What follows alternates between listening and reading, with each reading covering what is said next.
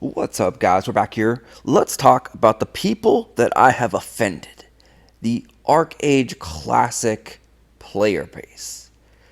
For one, they're talking Archeworld is a scam. No one should play it. It's a garbage game. It's going to shut down. Okay? That's their arguments that they're making. They're saying ArcheAge Classic is 10 times better, etc., etc. Okay? Everyone's entitled to their own opinions. That is perfectly fine. If you know something that I don't know, if you got connections with the development team, and you know the game's shutting down tomorrow or next week or 2 weeks, 2 months, great. But that is just speculation because you don't work in Korea with the development team. You don't got connections with them. No one knows what the future can hold. We've been in this ArcheAge universe for 10 years now. I don't think anyone expected ArcheAge to survive 10 years, let alone spawn multiple different iterations. ArcheAge Unchained, ArcheRage private server, ArcheAge Classic server, Archeworld, which is a sub-branch of this game. The other thing that they don't realize is ArcheAge and Archeworld are two completely different games. It's a little confusing because Archeworld looks very similar to ArcheAge because it's the same development team, it's the same game company, XL Games. They're using the same map.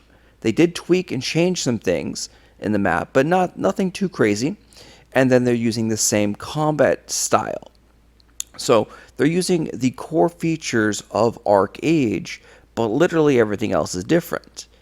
There's a lot less features in Archeworld. They've simplified it. I've talked about this in the past. The point of Archeworld is to correct the mistakes that ArcheAge made and fix them. They're using the blockchain technology and crypto technology to help fix the mistakes of ArcheAge. There's so many different things. The labor system is completely different. The farming system and the crops are completely different. The content in the game is completely different. It is night and day. Also, they are falsely stating that I am shilling the game of Archeworld, telling people, you've got to play Archeworld. I don't do that on this channel. I don't do that anywhere. What I do is I report the news and the content that is there. I tell people, play what you want. Try it out. Check it out. I don't try to fear people into playing the game. Hey, when the server launched, I did post on the ArcheAge Reddit. Hey, check this game out. It's Archeworld. It's got NFTs. It's got crypto. You can earn money in there.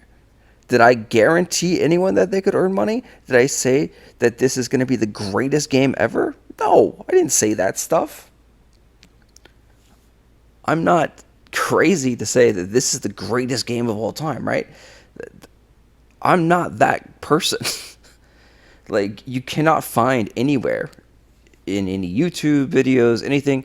I'll be straight up with you and honest. The game is really good for a crypto game, right? It's probably the best crypto game in the market.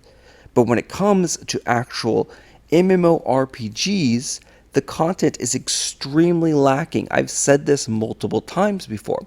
If you want an MMORPG, you're better off playing ArcheAge with all the years of content there. I've said this countless times before. I don't care if you play Archeworld or not. Then their next complaint and issue is, well, you just want people to play so that your token price can go up and you can sell tokens to. Well, what's going to happen when the token is worthless and no one's playing the game? Well, I don't need you to play the game. We have people playing the game. So here, we went back and we looked into the news. And everything is documented. Everything is there in the history. All the transactions are on the blockchain. If you want to check out the blockchain, you can go to borascope.com and you can see all the transactions since day one of Archeworld and the BSLT crypto token. But here's the Archeworld Factbook from the official site. This talks about dear global Archeworld users, because Archeworld is a global game. There's no region logs. You can play on the Asian server if you want to. A lot of people did play on the Asian server. A lot of Europeans play on the Asian server. A lot of Americans played on the Asian server, and so forth. So they gave us some data, some information based on the last 8 months of the service in Asia region. So here's the Archeworld Factbook, directly from XL Games, the company that runs the service. They have nearly 1 million users. So signups, cumulative number of signups, 924,921. Number of land lease contracts, there's 36,000 lease contracts that have been signed, and they say that there's roughly 51% tenants and 48% landlord lease contracts. They also tell you here 98.8% of the land are being leased, which means they're being used and they're taken up in the world. Whereas if you played ArcheAge in the past, you've seen that over time, no one does player housing. It's just empty, and no one does crops and things like that. But this is different. This is 8 months into the server. 98% of the world is being rented, used, and interacted with. Obviously, not everyone is using all their crop spots on each land, but to each their own. They have rented, they have opted to use the land, and they are paying the fees that come with renting or owning a land. The most valuable land sold for 70,000 clay. The mega land rent price was 2,570 BSLT, or approximately $6,000 for this rental price. Crazy at the time. They give you stats on how much you could potentially earn off of that. Archeum is pretty much EXP for gear and equipment and leveling up your character. How much has been produced? 3.6 billion Archeum has been produced, and 3.5 billion of that has been consumed, meaning most of the items and the resources that are being produced in the game are actively being used and consumed rather than being hoarded or just wasting away in people's warehouses. Then we go into this next data point, which is very, very telling. Total transactions at in-game item exchange, which is the auction house. This is where everything is bought and sold because there is no player-to-player trading. Everything is bound to your account, and the only way to trade it or sell it or interact it with it is via the auction house. So if you want to sell something, you can't go up to a person and be like, hey, I want to sell it to you, blah, blah, blah, give me X amount of dollars, or vice versa. You literally have to put it on the auction house for 100 BSLT or 200 BSLT. And yes, everything on the auction house is bought and sold with their cryptocurrency, the Blue Salt token, which means every transaction is recorded on a public ledger, which anyone and everyone can see all of these transactions. So trading volume is very important. How many sales is happening each day? They say here, trading volume is increasing every day. That means that more and more things are being bought and sold every single day. They said there's a total of 1,360,000 transactions that have happened. The total amount of money that has been transacted, the buys and the sells, has been 18 million BSLT. And they give you a dollar value at that time. At that time, that was $4.5 million of currency had been changed back and forth. $4.5 million worth of items, weapons, armors, labor potions, things like that have been transacted back and forth. And you can see they say the top 5 traded items. So Archeum, which was EXP pretty much for your gear, weapons, and armors. It's also used in crafting. Then you have Incomplete Archeum Shard, which is how you make the Archeum. The third item is the Labor Potion. You can sell labor in this. So again, labor system is greatly changed. You do not get labor passively. You do not get labor for having a subscription cost. The way to get labor is by actively playing the game and doing daily quests, or actively playing the game and doing house interactions, owning a land or renting a land and clicking on your bed to generate and sleep in your bed to generate labor. Those players can now then sell their labor points if they want to, or they can use their labor points on their character to progress and do other things in game. Then there's the Shadowgun ore and then the Lucky Scrolls. The Shadowgun ore is used in crafting and upgrades for weapons and armors. It's pretty much a material that is needed in almost every single craft in the game. Then they talk about the most BSLT, someone who has $93,000 worth of BSLT. So people were like, who is buying this token? Who is actually gonna pay money? Like, you have $30,000 in assets? Like, that's crazy. You're gonna cash out and you're gonna crater the token. Well, there's other people that have way more BSLT. This person has 358,000 BSLT, which is at that time $93,000. So there's a lot of people that have a lot of money that are playing this game. It's not going to be your private server where, oh, I can't afford $5. I can't afford $10. That's too much. This is not a game for you cheap, broke players that have no money. This is a game for people that have thousands upon thousands of dollars.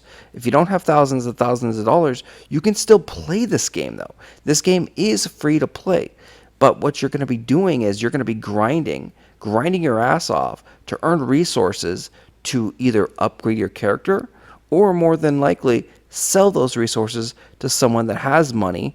So then you could either cash out and make that money and go buy, a pizza or a burger or something like that, $5, $10, or, play a different game, right? Or you're going to use it to upgrade your character. But this game, there is a lot of money involved in this game. It's not something where people bitch and complain about a $5 subscription or $10 subscription or $15 subscription. Whereas in other games, people are whining, they're complaining, like, I can't pay $15 a month.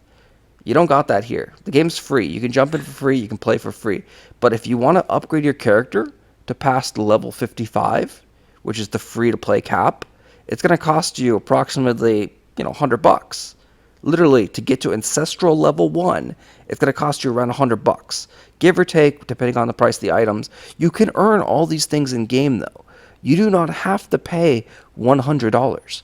I have a lot of friends that have played free-to-play, 100% free-to-play, no money invested at all, and have literally grinded the game, earned hundreds upon hundreds of dollars, even thousands. I think the top person I know has about $10,000, according to him, of value.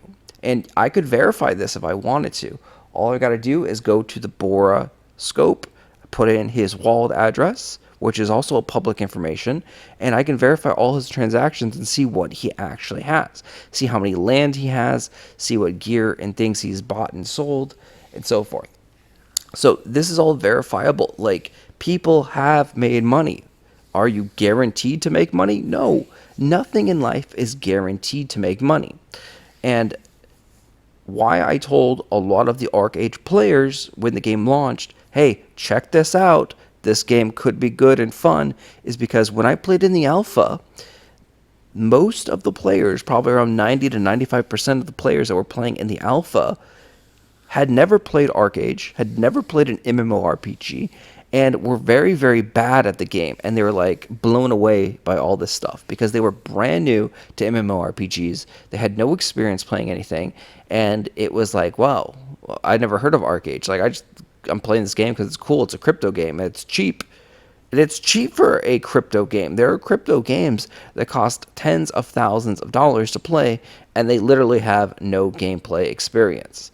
Like, they are staking tokens and clicking buttons and nothing. Like, I'm sure you've heard of Axie's, like, I think it's Axie's Infinity or whatever. Like, that game has very little gameplay, and those things cost a lot. Maybe not anymore because the game has crashed, possibly. I don't know. I don't follow that game. But this is Archeworld. This is an actual fully functioned MMORPG that has tons and tons of things to do compared to other crypto games. So you have a guy here. This guy is a real estate empire. He has 117 land NFTs. And these land NFTs, owning the land, is like having an unlimited subscription, because you either rent the land and you pay a monthly rental fee, like your taxes, right? But this is all done with real money. Or you can go ahead and just buy the land, and then you don't have to pay your taxes because you own the land. So this guy has owned 117 land plots, as of this, several months ago. And each land plot is approximately $200 minimum. They go all the way up. You could have a bigger land plot that is like $3,000 or $4,000, right? So some of the bigger land plots are $3,000 or $4,000 right now. Those are the current prices that people actively pay for land. Small lands, they pay actively $200. The mega lands, which is the biggest ones in the game, they pay somewhere between $3,000 and $4,000, actively. This guy right here, king of rentals. There's a guy who is renting 370 lands. Why is he doing that? Because he's having fun, he's enjoying the game, and oh my god, renting a land is actually profitable right now in the game.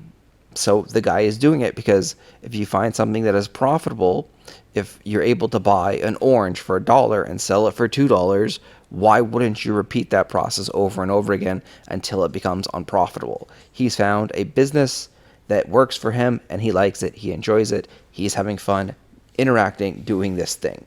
He's probably literally doing Archeworld 24/7 as his full-time job, making tens of thousands of dollars off of the land.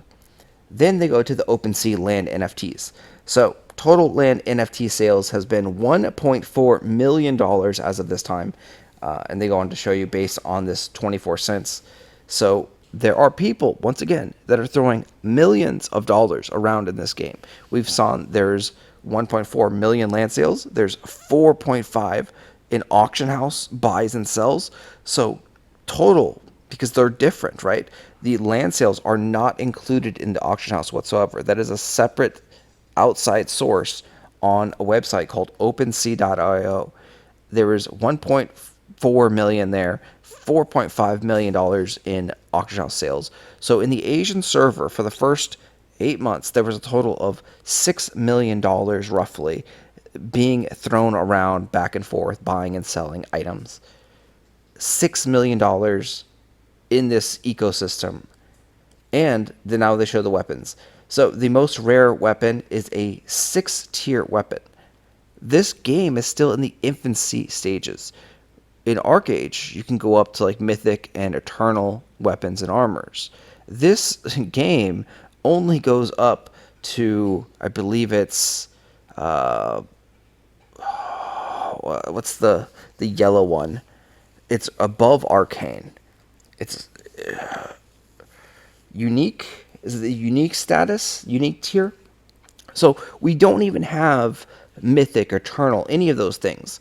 And we're not going to have that level of weapons and armors until we get to like tier 10 or tier 11, right? And we're only at tier 6, the highest grade weapon. This weapon is currently valued probably around about $15,000, give or take, right? Because everything does go up and down based on the current values, the materials, and so forth. But yes, thank you for the love and support. Land for the first two servers. They released a second server in America because there was overwhelming demand, and then they had 3 servers. Now, America has been out for about 2 months, 3 months. Now they've released a second server in Asia. So now we are up to a total of 4 servers in the Archeworld universe. And there is plans for the end of the year for Europe to be released as well. A new server in Europe is coming. We don't know if it's going to be 1 or 2 servers in Europe, but yeah, the universe of Archeworld is growing. And where people go really wrong is they think that this is the same game as ArcheAge. This is not the same game as ArcheAge. They use the same world, they have the same team, but again, they're learning from the mistakes that of ArcheAge has happened. And the reason they started a brand new game with pretty much everything stripped away. There are no trade packs. There are no ocean. There are no boats. There are no vehicles. You cannot plant wild crops. There are no proficiencies. There is just combat. There's PvP. There's tons and tons of raids and rifts that are spawning every, 15, 20 minutes in zones. There is just constant conflict. There are no factions. There's just so many things that are different than ArcheAge, right? They stripped everything away just with the basics of combat. They changed the skill trees up. There's less skill trees. There is also labor is completely different. They have a system in place where gear discrepancy and gear balance is more flat and even. A tier 6 weapon, doesn't just one-shot kill someone. It's a more fair and balanced game, right? So someone who's in tier 4 is pretty much a free-to-play player. Someone who's at tier 5 weapons and armors has spent around probably $5,000, maybe $4,000, give or take. Someone who is in full tier 6 weapons and armors will have spent probably like $250,000, $250,000, maybe even more than that. And they still don't one-shot kill, someone down that is in the tier 5 weapons or armors. If they have spent that $250,000, there is one player who pretty much is a god, and he almost is unkillable, probably is unkillable, right? There's only maybe one or two other players that could actually hit him because of the stats and the benefits. But again, he spent $250,000, give or take, right? Maybe he spent 225 or 210, or maybe he spent 300. I don't know exactly because, I'm not up on his ass writing his account trying to figure out every penny that he spent. But you could do that. If you literally want to, you could be up on his ass. You could figure out every single penny that the dude spent and find out exactly how much money he has, quote unquote, wasted on this game for fun, because that's why you do this, right? When you play a game, you play the game for fun. And then the last argument people make is, why are you going to spend 10 grand or 5 grand or 100 grand on a game? Like, that's stupid, right?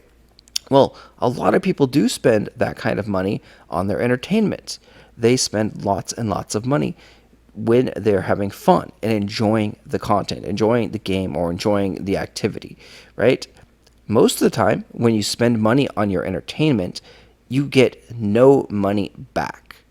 So if you're playing an MMORPG, say you're playing ArcheAge Classic, the private server that is coming out soon, if you buy anything in their cash shop and spend money or donate to the server in any way, shape, or form, you're never getting that money back. Your value on that money is zero. You only get the fun that is associated with whatever you purchased. If you bought a skin, if you bought gold, if you bought labor potions, whatever the heck you bought, you can't sell that. You can't convert that into money. Whereas in a game like this, where every single thing is tied to real life money, if you buy a costume or if you buy a weapon or armor, that purchase you bought, say $1,000, you spend $1,000 on that item or that material or that resource, whatever it is, you can go ahead and turn around and sell that item in 1 month or 2 months or 5 months or 6 months or 8 months, a year, etc., right? You can sell that item to someone and you might get $500. You might get $250. Hey, you might get lucky and the item might go up to $2,000, right? You're going to get some value back out of it when you sell it. If you never sell it, you're not going to get any other value out of it besides using it and having fun and enjoyment. But if you want to sell it, you have the option to sell the item and get some of that value back. Now, their complaints are the game's going to die.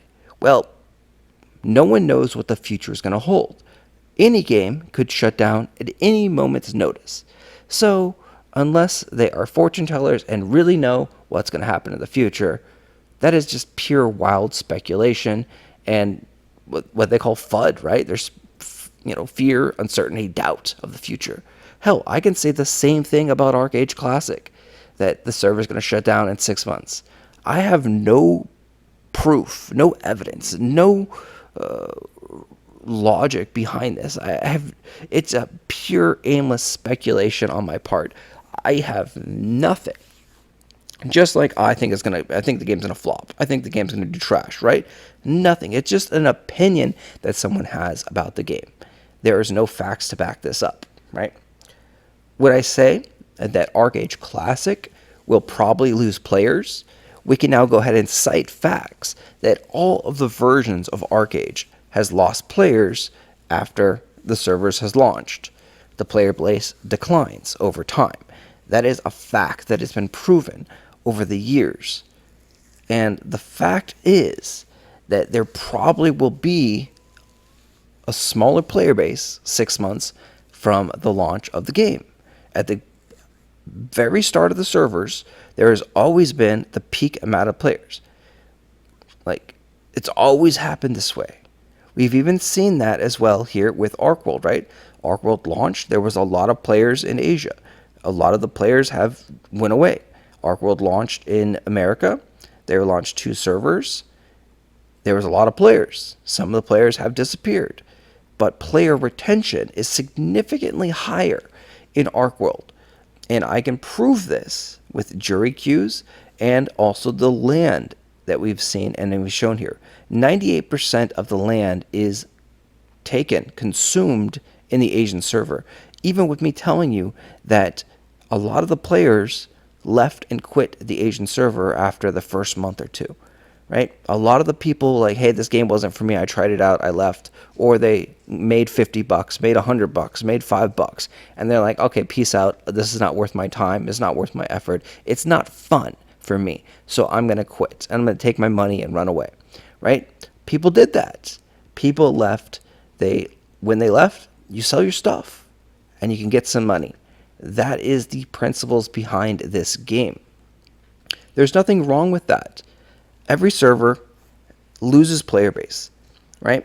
But the difference with Archeworld is they're actually gaining players back now, right? They haven't even released content really. So we still do not have any major new content since the launch of Asia in September 1st. The newest content that we got that would be considered major were dungeons, which most people don't do. Then we also got Kadoom, which no one does.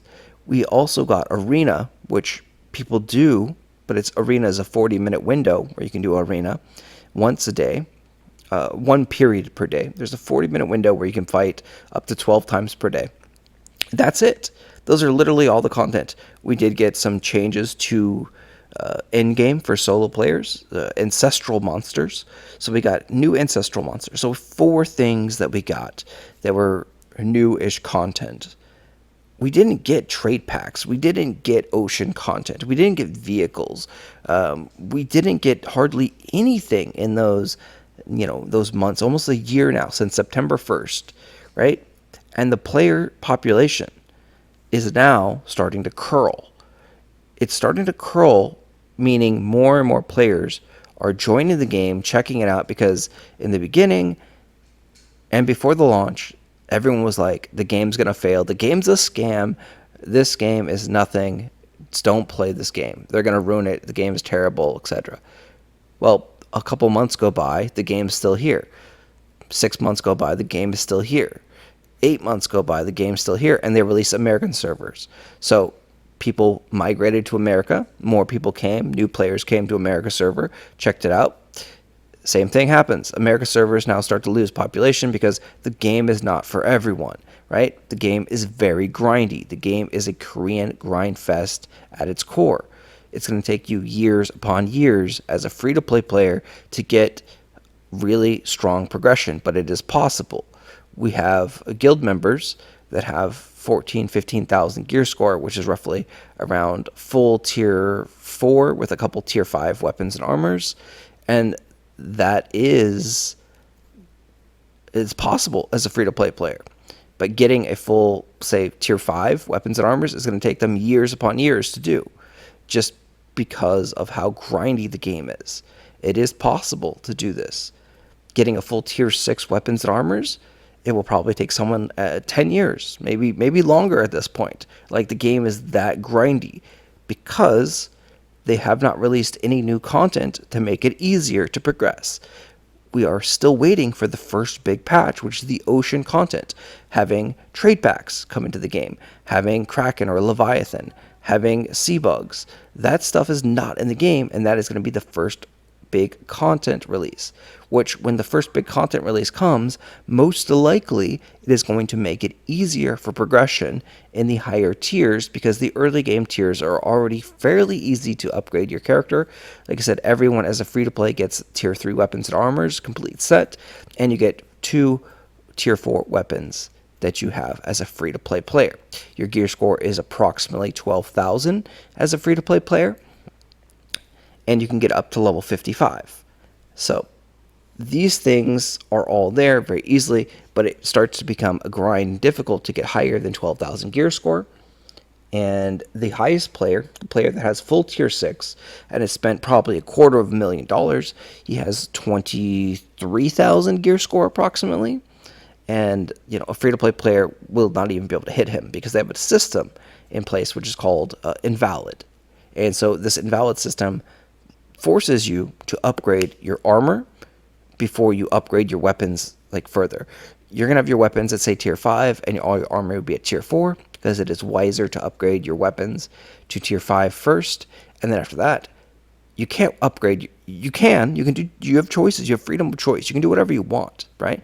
But strategically, it is not smart or wise to upgrade your weapon from a tier 5 to tier 6 before upgrading all of your other armor pieces to tier 5.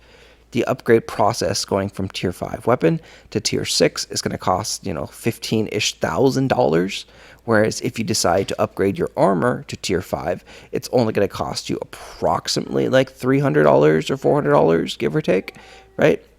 So it just doesn't make any sense. Why would you try to upgrade a weapon for $15,000 when you could upgrade an armor piece for $400 or $500? And they're going to give you similar stat increases. The weapon, of course, will give a little bit more and more DPS, but the armor also gives a little bit of DPS because of this invalid system. So, overall, this game is completely different than anything that you have seen from ArcheAge. All I tell people is to try it out. Check it out, see if it's for you. You can play free to play. You can try it out free to play. It's not for everyone. And I don't tell people, jump in, buy this shit. No. I let them make their own informed decisions. I won't even crunch a lot of the numbers for people because I want you to make your own decisions and not take someone else's word for it. Be like, hey, this is profitable, or right? I don't want to tell people the money-making secrets. Why do I want to give people money-making secrets when I can use the money-making secrets myself and make a lot of profit off it? Why would I give up my profits for someone else to make profits, right? So this is Archeworld. This is the game. And then the last thing I do want to touch upon is the player base from ArcheAge Classic saying that their player base is better than Archeworld player base. And so then I told them, well, Archeworld's player base is not toxic, right? And the example is very clear. Your ArcheAge Classic players are trolling, commenting, spamming shit, and saying the games are a scam without even knowing anything about the game on videos that are not even related to ArcheAge Classic. You're watching Archeworld videos and you're posting shit saying the game sucks, the game's bad. Us Archeworld players don't go around to other videos and don't go say ArcheAge is trash or ArcheAge Classic is trash. We don't go around to your forums and Reddit and be like, the game is garbage, game is trash. We don't do that. So just from that right there, you can see the level of toxicity that the ArcheAge Classic players have compared to the Archeworld players, just at a very basic level. The ArcheAge Classic players are disgruntled, angry, poor players that have a chip on their shoulder because the game that they liked got ruined by Archeworld, XL Games, and they haven't found anything that is fun or exciting for them to play, right? That's what I feel from their pain and anger, and they're dissatisfied with Archeworld's, or XL Games, I should say, making a crypto NFT game instead of making a game that they want. They're angry and upset that XL Games is not providing ArcheAge Classic, that they screwed up this great game. Like, well, they're not making it, and why would you want the company that screwed up the game that you love so much to make and release an official server? You don't. You don't want them to release a server for this for you, right? You're getting exactly what you want. You're getting a private server who is supposedly listening to the community and who is providing you exactly what you want. So shut up and go play your private server and have fun, right? Why do you have to be angry and upset at other people who are enjoying other games when you have your own server, you have your own game, you can go play that and you can have fun? So the answer to this question is, who's more toxic? The community over there who's bitching, whining, and complaining on other people's games, or the people who are happily playing a game, keeping to themselves, not causing problems or trouble for other people? I think the answer is very, very obvious in that. Who's the toxic community right there? And obviously these players that are commenting about ArcheAge Classic and other videos and such don't speak for the entirety of the community, but it goes to show you, if the community is 10,000 player large and you've already got 3 or 4 people that are spewing garbage and crap around the internet, I'm sure there's more of those people that are in that same community, like-minded players kind of band together, and that it's going to breed that kind of community. The open world PvP games are very hostile, right? They're very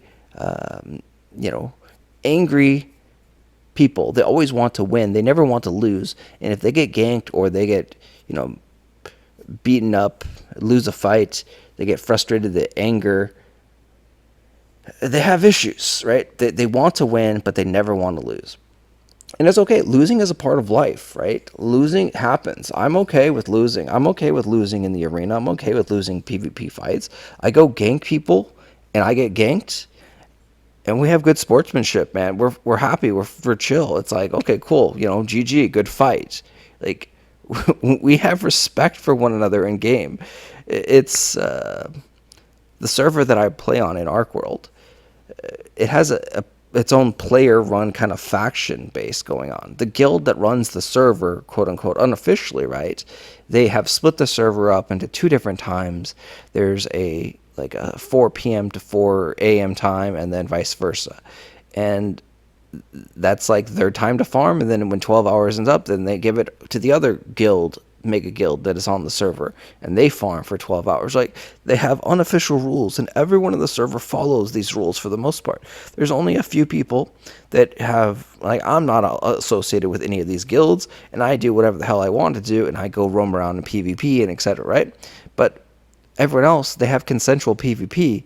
Like, they'll be like, okay, we're going to do a PvP battle here today. We're going to have, a 50 versus 50 raid fight, and we're going to fight. Or we're going to go into this battleground, and we're going to, douche it out, and there's 4 towers. You can win 2, we'll win 2. Like, they have alliances. They have rules. They have consensual PvP. They duel.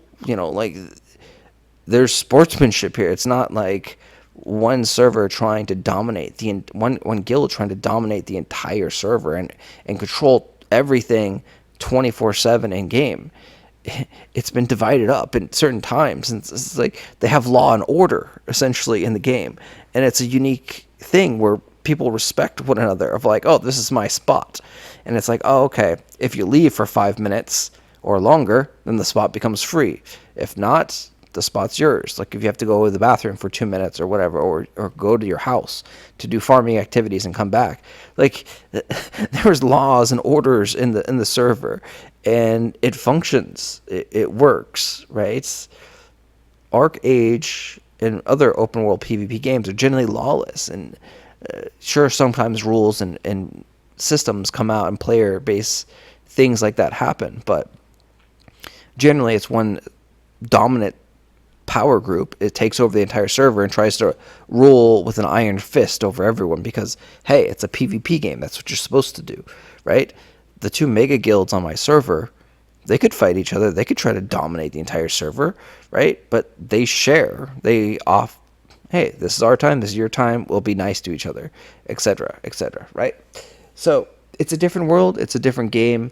And, again, I don't shield the game, right? If you like the game, great, play the game. If you don't like the game, don't play it. And you can talk shit about it too if you want, but bring it up with facts, man. Don't be like, the game's just a scam. Like, okay, why are you saying the game's a scam? What's a scam in the game? Oh, I don't like crypto. Crypto's a scam. Well, crypto's real, right? The tokens are all there. You can see all the token transactions. You can see everything. You can cash the token out whenever you want. You can go to exchange. Just because you don't understand these things, just because you don't know how to do them, or you don't like them for whatever reason, doesn't mean it's a scam. Like, just have some more common sense than that. Anyway, that is it here for Archeworld and a bunch of data.